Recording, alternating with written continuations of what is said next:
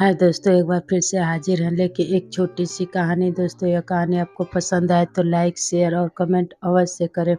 दोस्तों, एक बार कैलाश पर्वत पर एक अप्सरा घूमने आई जो बहुत ही सुंदर थी और धार्मिक विचार वाली थी। वो अप्सरा अक्सर जब भी उसको समय मिलता तो धरती लोक पे आती और पूरा मंदिरों और जहाँ भी उसको जाना रहता सब धार्मिक स्थलों पर भ्रमण करती और पूजा पाठ करती।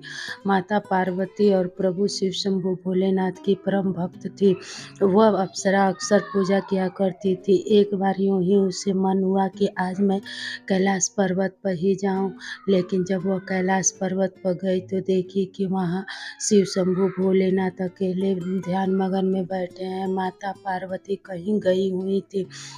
माता पार्वती के गैर मौजूदगी में शिव शंभु भोलेनाथ के सामने ही बैठकर वह साधना करने लगी। लेकिन कुछ समय बीत गया, उसे देख के शिव शंभु भोलेनाथ को तो मन मोह गया और वह फिर अपना भगवान शिव शंभु को रिझाने के लिए उनको भंग करने के लिए भक्ति अपना नृत्य शुरू कर दिया और प्रभु के सामने नृत्य करने लगी। उन्हें मोह माया के जाल में फंसाना चाहने लगी।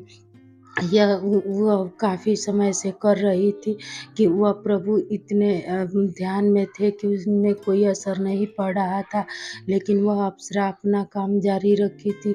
वह प्रभु से हमेशा नृत्य करके प्रभु को रिझाना चाह रही थी, लेकिन वह ध्यान मग्न होने के कारण उसका कोई असर नहीं पड़ा था भगवान के ऊपर।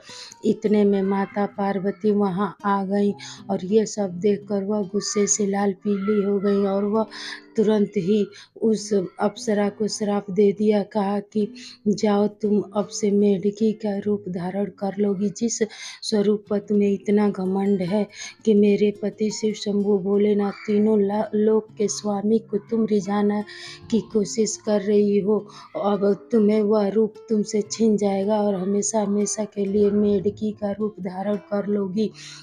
इतना सुनकर वह अप्सरा रोने लगी दोनों लोगों के हाथ पांव जोड़ने कि हे माता, हे प्रभु, मुझे आप लोग क्षमा कर दे। लेकिन माता ने कहा नहीं। तब वह वहीं कैलाश पर्वत पर एक कुएं में बैठकर लगातार 12 वर्षों तक साधना में माता पार्वती और शिव शंभु की जुड़ी रही।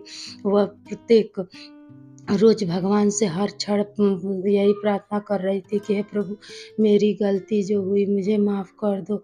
मैं आइंदा अब कभी गलती नहीं कर सकती हूँ। गलती से मुझे अब सीख मिला है कि मुझे इस तरह नहीं करना चाहिए था। जिस भगवान की मैं पूजा करती आज उसे रिझाने की कोशिश कर रही थी।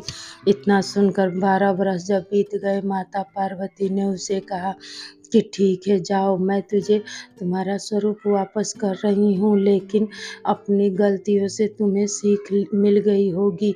जितनी तुम खूबसूरत थी वह सारी खूबसूरती तुझे मिल जाएगी। वह तुरंत ही एक अप्सरा के रूप में परिवर्तित हो गई और इतनी खूबसूरत दिखने लगी कि मानो उसके काया इतनी चमक उठी कि क्या ही करना, क्योंकि वह गलती से उसे सीख मिली थी। माता पार्वती ने उसे आशीर्वाद दिया कि जाओ, जब भी तुम्हें ज़रूरत पड़ेगी हमें याद करना, हम तुम्हें अवश्य ही दर्शन देंगे।